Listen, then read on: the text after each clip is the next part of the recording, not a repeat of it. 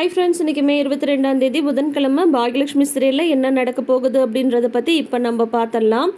இப்போ வந்து பார்த்திங்கன்னா இன்றைக்கி வந்து கோபி வந்து நல்லா மாட்டிக்கிட்டு முழிக்கிறாரு பயங்கரமாக. பார்த்தீங்கன்னா வந்து கோபி வந்து வாக்கிங் போயிட்டு வராரு. அப்போ பார்த்தீங்கன்னா பாட்டி வந்து அப்படியே டல்லாக உட்காந்துட்ருக்காங்க. கோபி வந்த உடனே வந்து அவங்க மாமியார் வந்து காஃபி கொண்டு வந்து கொடுக்குறாங்க. இந்தாங்க மாப்பிள்ளை காஃபி அப்படின்னு கொடுத்துட்டு அப்புறம் பாட்டிக்கிட்ட வந்து நீட்டுறாங்க. அம்மா காஃபி எடுத்துக்கோங்கம்மா அப்படின்ற மாதிரி வந்து கோபி வந்து சொல்கிறாங்க. இல்லைப்பா எனக்கு வேண்டாம்ப்பா அப்படின்ற மாதிரி வந்து சொல்கிறாங்க. ஏம்மா காஃபி வந்து குடித்தா நல்லா தானே இருக்கும், குடிங்கம்மா அப்படின்ற மாதிரி சொல்கிறாங்க. உங்களுக்கு தான் காஃபி கொடுக்கலன்னா தலைவலி வந்துடுமே அப்படின்ற மாதிரி சொல்கிறாங்க. அதெல்லாம் ஏற்கனவே வந்தாச்சு அப்படின்னு சொல்கிறாங்க. தலைவலிக்குதா, ஏம்மா என்னாச்சு அப்படின்ற மாதிரி வந்து கேட்குறாரு கோபி. 1 மணி நேரமாக காஃபின்னு கத்திட்டு இருந்தேன், யாருமே காஃபி கூட கொண்டு வந்து கொடுக்கல அப்படின்ற மாதிரி வந்து சொல்கிறாங்க. என்னது 1 மணி நேரமாக காஃபி கேட்டுட்டு இருந்தீங்களா அத்தை, என்னாச்சு அத்தை, ஏன் காஃபி கொடுத்துருக்க வேண்டியதானே அம்மாவுக்கு அப்படின்னு சொல்கிறாங்க. அப்படியெல்லாம் ஒன்றும் இல்லை மாப்பிள்ள, நான் வந்து வேலையாக இருந்தேன். உங்கள் அம்மாவுக்கு வேறு இன்ஸ்டன்ட் காஃபி வந்து பிடிக்காது, ஃபில்ட்ரு காஃபி தான் குடிப்பாங்களாமே. ராதிகா வந்து சொன்னால் ஃபில்ட்ரெல்லாம் இறக்கி காஃபியெல்லாம் போட கொஞ்சம் டைம் ஆக தானே செய்யும் அப்படின்ற மாதிரி வந்து சொல்கிறாங்க. அவங்க ரொம்ப நக்கலாக. உடனே வந்து பாட்டி வந்து சொல்கிறாங்க, இல்லை வேணும்னே தான் இவங்க வந்து காஃபி கொண்டு வந்து கொடுக்கவே இல்லை அப்படின்ற மாதிரி வந்து சொல்கிறாங்க. உடனே ராதிகாவும் வந்துடுறாங்க. ராதிகா ஏன் அம்மாவுக்கு காஃபி கூட கொடுக்கல அப்படின்னு சொல்கிறாங்க. உடனே வந்து கோபி வந்து இப்படி கேட்டதும் உடனே ராதிகாவோட அம்மா வந்து திட்டுறாங்க. அவளை ஏன் கேட்குறீங்க, அவளே இப்போ தான் வந்து தூங்கி எழுந்து வரா, அவளே டயர்டாக இருக்கா, அவளே உடம்பு முடியாமல் இருக்கா அப்படின்னு சொல்கிறாங்க. உடனே வந்து பாட்டி சொல்கிறாங்க, என்னது இப்போ தான் தூங்கி எழுந்து வராளா, மணி என்ன ஆகுது அப்படின்ற மாதிரி சொல்லும்போது, ஏன் அவள் வந்து ப்ரெக்னெண்ட்டாக இருக்கா, அவளுக்கே வந்து ரொம்ப டயர்டாக இருக்கும், மெல்ல தான் எழுந்து வருவா அப்படின்னு சொல்லும்போது உடனே வந்து பாட்டி வந்து சொல்கிறாங்க, ஏன் ஊரில் யாருமே வந்து பிள்ளை பெக்கலையா, இவ தான் வந்து பிள்ளை பெக்கிறதுக்கு ப்ரெக்னெண்ட்டாக இருக்காளா, அதுக்காக இவ்வளோ நேரமாக நீ வந்து தூங்குவ அப்படின்ற மாதிரி வந்து ஈஸ்வரி வந்து திட்டுறாங்க. இதுக்கு தான் சொன்னேன் இந்த குழந்தைய வேணான்னு சொல்லிட்டு, அதனால தான் எல்லா பிரச்சனையும் அப்படின்ற மாதிரி வந்து சொல்கிறாங்க ஈஸ்வரி. உடனே ஆரம்பிச்சிடுறாங்க கமலா, இல்லை நானே கேட்கணும்னு நினச்சிட்டு இருந்தேன், வந்து நீங்கள் வந்து குழந்தைய வந்து அபார்ட் பண்ணணும் அப்படின்ற மாதிரி சொன்னீங்களாமே, இதெல்லாம் சொல்கிறதுக்கு நீங்கள் யார் அப்படின்ற மாதிரி சொல்கிறாங்க. உடனே ஆரம்பிச்சிடுது. ஈஸ்வரி வந்து சொல்கிறாங்க, நான் ஏன் சொல்லக்கூடாது, இது வந்து உன் பொண்ணோட குழந்தை மட்டும் கிடையாது, என் பையனோட குழந்தை, அந்த குழந்தை வேணுமா வேண்டாமான்னு முடிவெடுக்கிறதுக்கு எனக்கு எல்லா உரிமையும் இருக்குது அப்படின்ற மாதிரி வந்து சொல்கிறாங்க. யார் உங்களுக்கு அந்த உரிமையை கொடுத்தது, அதெல்லாம் நீங்கள் எதுவும் முடிவு பண்ண முடியாது தெரியும்ல, இனிமேல் இந்த மாதிரி வந்து குழந்தை வேண்டாம் அது இதுன்னு பேசுகிற பேச்செல்லாம் எதுவுமே வச்சுக்காதீங்க அப்படின்ற மாதிரி வந்து சொல்கிறாங்க. என்ன பண்ணிடுவேன் நீ, நான் ஏதாவது சொன்னால் உடனே அப்படியே மல்லுக்கு நிற்பியா நீ சண்டைக்கு அப்படின்ற மாதிரி ஈஸ்வரி வந்து கேட்குறாங்க. உடனே வந்து கமலா வந்து அவங்க ஒரு பக்கம் சண்டை போட பார்க்குறாங்க. இதெல்லாம் கொஞ்சம் கூட சரியில்லை, அவ்வளோதான் சொல்லுவேன் மாப்பிள்ள பார்த்துக்கோங்க அப்படின்ற மாதிரி வந்து சொல்லிட்டு போகிறாங்க.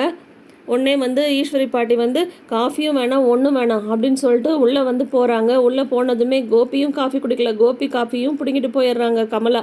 என்னம்மா பாருங்க மாப்பிள்ள, இப்போ நான் ஏதோ வந்து பொறுத்து போயிட்டுருக்கேன், என்னால் ஓரளவுக்கு மேலெல்லாம் பொறுத்து போக முடியாது, அதுக்கப்புறம் பார்த்தீங்கன்னா நடக்கிறதே வேறு அப்படின்ற மாதிரி கமலா ஒரு பக்கம் திட்டிட்டு அவங்க ஒரு பக்கம் போயிடுறாங்க. உடனே பார்த்தீங்கன்னா ராதிகா வந்து கோபியை பார்த்து பயங்கரமாக முறைக்கிறாங்க. உடனே கோபி வந்து ஆஹா ஆரம்பிச்சிட்டாங்களே, இப்போ தான் வாக்கிங் போயிட்டு வந்து உட்காந்தேன், 3 பேரும் 3 பக்கம் மல்லு கட்டுறாங்க, சண்டைக்குன்னே நிற்கிறாங்க, இவங்களை எப்படி சமாளிக்கிறதுனே தெரியலையே அப்படின்ற மாதிரி கோபி வந்து புலம்பிகிட்ருக்காரு. அங்கே பார்த்தீங்கன்னா எழில் வந்து கதை சொல்ல போகிறாரு இல்லையா ப்ரொடியூசர்கிட்ட, வந்து கரெக்டாக வந்து வெளியில் வந்து வராரு. வரும்போதே பார்த்தீங்கன்னா பாக்யா வந்து வெளியில் வெயிட் பண்ணிகிட்ருக்காங்க. பாக்யா பார்த்ததுமே எழிலுக்கு ஒரு மாதிரி ஆகிடுது. உடனே வந்து பார்த்தீங்கன்னா வந்து இங்கே நீ என்னம்மா பண்ணிகிட்ருக்க அப்படின்ற மாதிரி வந்து கேட்குறாங்க.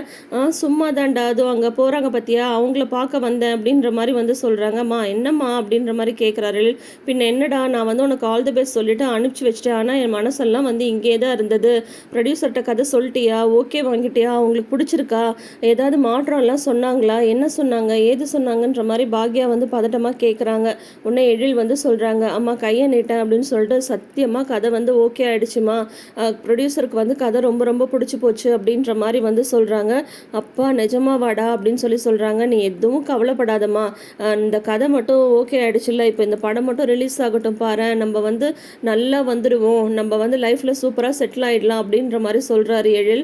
உடனே வந்து பாக்யா வந்து சொல்கிறாங்க, நாம் செட்டில் ஆகிறதெல்லாம் இருக்கட்டும், அதை பற்றி ஒன்றும் பிரச்சனையே இல்லை, முதல்ல வந்து நீ வந்து லைஃப்பில் ஒரு அடையாளத்தோட நல்லா மேலே வரணும், எனக்கு வந்து அதுதான் ரொம்ப ரொம்ப முக்கியம் அப்படின்ற மாதிரி வந்து சொல்கிறாங்க. உடனே எழில் வந்து எமோஷ்னல் ஆகி அவங்க அம்மாவை கட்டி பிடிச்சிக்கிறாங்க.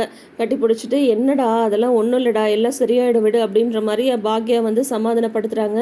இத்தனை வருஷமாக கிட்டத்தட்ட ஒரு 4-5 வருஷமாக எழிலாக வந்து நம்ம வந்து விஜய் விஷாலை பார்த்துட்டோம் இல்லையா? இப்போ திடீர்னு வந்து அந்த கேரக்டர் வந்து சேஞ்ச் ஆகிருக்கிறது வந்து பார்த்திங்கன்னா நம்மளால் இன்னும் அதை வந்து ஏற்றுக்க முடியல.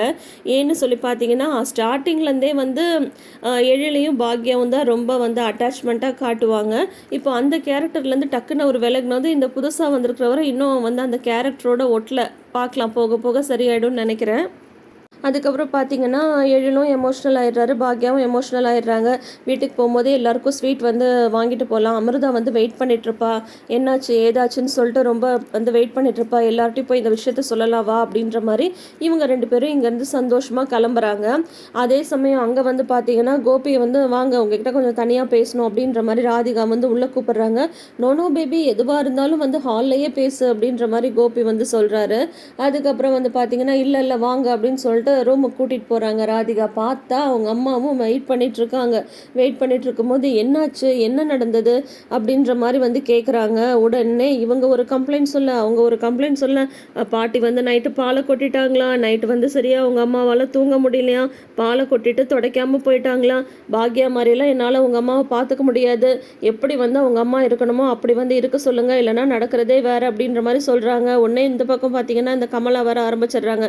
என்ன மறுபடியும் உங்கள் அம்மா வந்து குழந்தைய அபார்ட் பண்ண சொல்கிறாங்க, இன்னொரு தடவை அந்த மாதிரி சொன்னாங்கன்னா நேராக நான் வந்து போலீஸ்க்கு போயிடுவேன் அப்படின்ற மாதிரி வந்து அந்த அம்மா ஆகுன்னா நான் போலீஸை கூப்பிடுங்கன்னு ஒரு காமெடி வரும் இல்லையா, இந்த விஜய் டிவி ராமர் வந்து சொல்லுவார் போலீஸை கூப்பிடுங்க அப்படின்ற மாதிரி, அந்த மாதிரி வந்து இந்த அம்மா ஆகுன்னா போலீஸை கூப்பிடுவேன் அப்படின்ற மாதிரியே சொல்லிட்டு இருக்காங்க. இதுக்கெல்லாம் எதுக்கத்த போலீஸு, சரி விடுங்க, இனிமேல் வந்து அம்மா வந்து உங்கள் லைனுக்கு வராமல் நான் பார்த்துக்கிறேன் அப்படின்ற மாதிரி சொல்கிறாங்க. உடனே அதுக்கு ராதிகா வந்து இப்போ கூட அவங்க இந்த லைனுக்கு வராமல் பார்த்து பண்ண சொல்கிறீங்களே தவிர அவங்கள வந்து வீட்டுக்கு அனுப்புறன்ற மாதிரியே நீங்கள் சொல்லவே மாட்டேன்றீங்களே அப்படின்ற மாதிரி வந்து கத்திட்டு இருக்காங்க.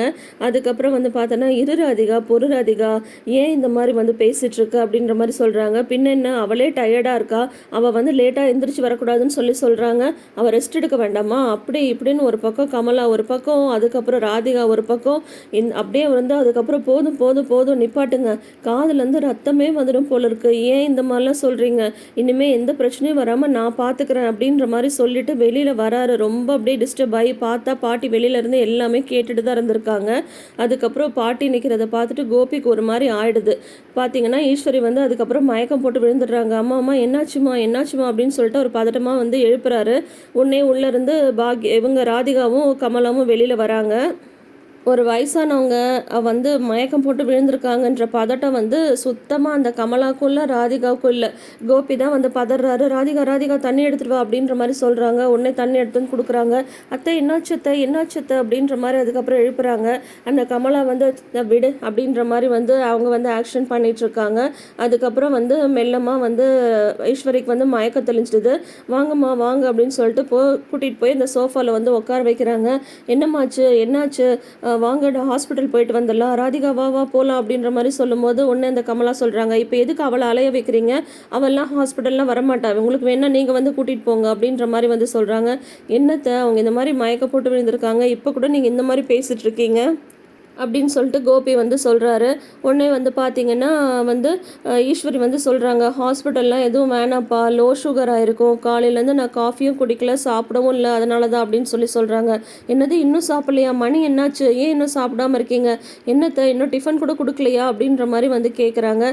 மணி 9 தானே மாப்பிள்ள ஆகுது, நம்மளாம் இங்கே லேட்டாக தானே சாப்பிடுவோம், இவங்க எத்தனை மணிக்கு சாப்பிடுவாங்க என்னன்றதெல்லாம் எனக்கு எப்படி தெரியும் அப்படின்ற மாதிரி அவங்க ரொம்ப அசால்ட்டாக பதில் சொல்கிறாங்க.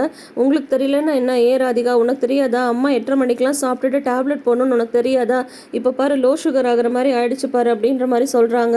உடனே அதுக்கும் கமலா வந்து திட்டுறாங்க, அவளையே மாப்பிள்ளை ஏதாவது வந்து சொல்லிகிட்டே இருக்கீங்க நீங்கள், அவளே பாவம், அவளே ப்ரெக்னெண்ட்டாக இருக்கா அப்படின்ற மாதிரிலாம் உடனே ஆரம்பிச்சிடுறாங்க. உடனே வந்துட்டு சரி நான் போய் ஏதாவது சாப்பிட எடுத்துகிட்டு வரேன் அப்படின்ற மாதிரி ராதிகா சொல்லும்போது இரு நீ எதுவும் பண்ணாத, நானே போய் வந்து அம்மாவுக்கு வந்து சாப்பாடு எடுத்து வரேன், நீங்கள் ஒன்றும் கவலைப்படாதீங்கம்மா, இனிமேல் நான் வந்து டைமுக்கு உங்களுக்கு சாப்பாடு கொடுக்குறத பற்றி நான் பார்த்துக்கிறேன் அப்படின்ற மாதிரி சொல்லிட்டு கோபி வந்து அவசரமாக கிச்சனுக்குள்ளார போகிறாரு சாப்பாடு எடுத்துகிட்டு வர்றதுக்கு. இப்போ பார்த்தீங்கன்னா பாட்டி வந்து நிஜமாவே மயக்க போட்டு விழுந்தாங்களா, இல்லை இவங்க 2 பேரை பழி வாங்குறதுக்காக மயக்க போடுற மாதிரி நடிச்சாங்களான்றது நாளைக்கு எபிசோட பார்த்தா தான் நம்மளுக்கு தெரியும். ஆக மொத்தம் பார்த்தீங்கன்னா இப்போ ஒழுங்கான சாப்பாடுன்றது ஈஸ்வரிக்கு கிடையாது. உட்காந்த இடத்துல பாக்யாட்ட வந்து சுடு தண்ணி, அப்புறம் வந்து காஃபி, அதுக்கப்புறம் சாப்பாடு நாங்கள் அதிகாரம் பண்ணிட்டு இருந்தாங்க. இங்கே பசிக்குதுன்னு சொல்லி கூட சோறு போட ஆள் இல்லை. இங்கே இப்போ தான் ஈஸ்வரிக்கு வந்து பாக்யாவோட அருமை வந்து தெரிய போகுது. இங்கே பார்த்தீங்கன்னா ராதிகா வந்து ஓப்பனாகவே சொல்லிட்டாங்க, என்னால் வந்து பாக்யா மாதிரியெல்லாம் உங்கள் அம்மாவெல்லாம் பார்த்துக்க முடியாது அப்படின்ற மாதிரி இன்றைக்கி அதுவும் சொல்லிட்டாங்க. ஸோ இனி அடுத்தடுத்து என்ன நடக்க போகுதுன்றதை நம்ம வெயிட் பண்ணி பார்த்து தெரிஞ்சுக்கலாம். அதுக்கு முன்னாடி நீங்கள் இன்னும் நம்ம சேனலை சப்ஸ்கிரைப் பண்ணாமல் வீடியோஸ் பார்க்குறீங்கன்ற மாதிரி தான் இப்போயே சப்ஸ்கிரைப் பண்ணிக்கோங்க. பக்கத்தில் இருக்கிற நோட்டிஃபிகேஷன் பெல் ஐக்கானில் ஆல் சிம்பிள் கிளிக் பண்ணிக்கோங்க. கூடவே இந்த ப்ரிவ்யூ பற்றின உங்களோட கருத்துக்களை மறக்காமல் ஷேர் பண்ணுங்கள். தேங்க்யூ.